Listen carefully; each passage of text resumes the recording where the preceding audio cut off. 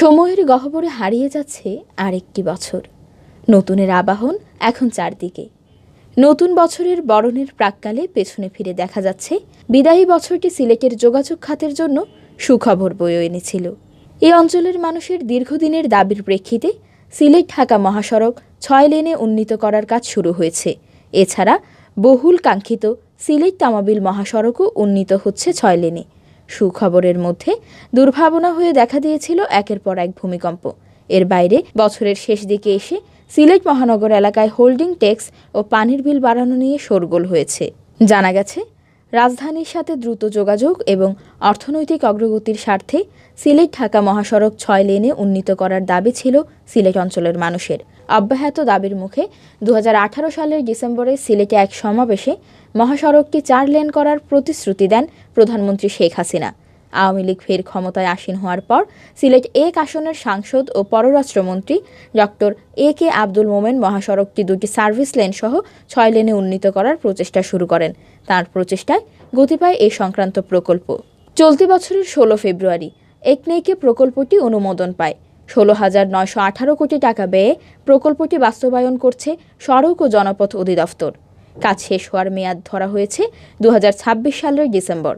গত ২৪ অক্টোবর প্রধানমন্ত্রী শেখ হাসিনা ঢাকা থেকে ভিডিও কনফারেন্সের মাধ্যমে মহাসড়কটি ৬ লেনে উন্নীতকরণ প্রকল্পে ভিত্তিপ্রস্তর স্থাপন করেন। এদিকে সিলেট তামাবিল মহাসড়কটিও বর্ধিত করছে সরকার। গত ১ সেপ্টেম্বর ৩,৫৮৩ কোটি টাকা ব্যয়ে মহাসড়কটি ৬ লেনে উন্নীতকরণ প্রকল্পের অনুমোদন দেয় একনেক। বর্তমানে প্রকল্পটি দরপত্র আহ্বানের অপেক্ষায় রয়েছে। ২০২৫ সালের ডিসেম্বরের মধ্যে এ প্রকল্পের কাজ শেষ হওয়ার কথা।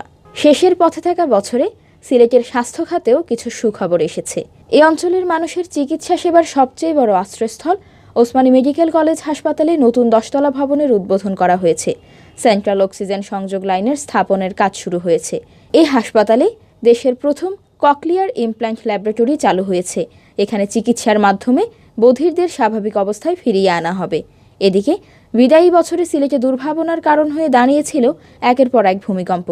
বিশেষ করে বছরের মাঝামাঝি সময়ে পিঠাপিঠি ভূমিকম্পনে আতঙ্কিত হয়ে পড়েছিল মানুষ।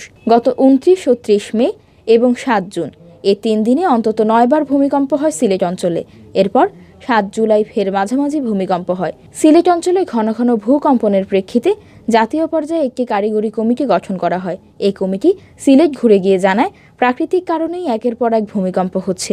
বিশেষজ্ঞরা সতর্কবার্তা দিয়ে বলেন, ঘন ঘন ভূমিকম্প বড় কোনো ভূমিকম্পের কারণ হতে পারে, তাই এখনই প্রয়োজনীয় ব্যবস্থা গ্রহণ জরুরি। বছরের শেষ দিকে এসে হোল্ডিং ট্যাক্স ও পানির বিল বাড়ানোর সিদ্ধান্তের কথা জানায় সিলেট সিটি কর্পোরেশন। এ নিয়ে নগরবাসীর তোপের মুখে পড়েন মেয়র আরিফুল হক চৌধুরী। মাঠ জরিপ শেষ করে গত অক্টোবরের শেষ দিকে সিসিকের পক্ষ থেকে জানানো হয়, প্রায় ১৪ বছর পর নগরীতে হোল্ডিং ট্যাক্স বাড়ানোর সিদ্ধান্ত হয়েছে। জরিপের মাধ্যমে নতুন প্রায় ২০,০০০ বাসাবাড়িকে ট্যাক্সের আওতায় আনা হচ্ছে। ট্যাক্স বাড়ানো নিয়ে প্রতিবাদের মুখে মেয়র আরিফ জানান, নগরীর প্রতি ওয়ার্ডে ওয়ার্ডে মতামত নিয়ে এরপর এটি বাস্তবায়ন করা হবে।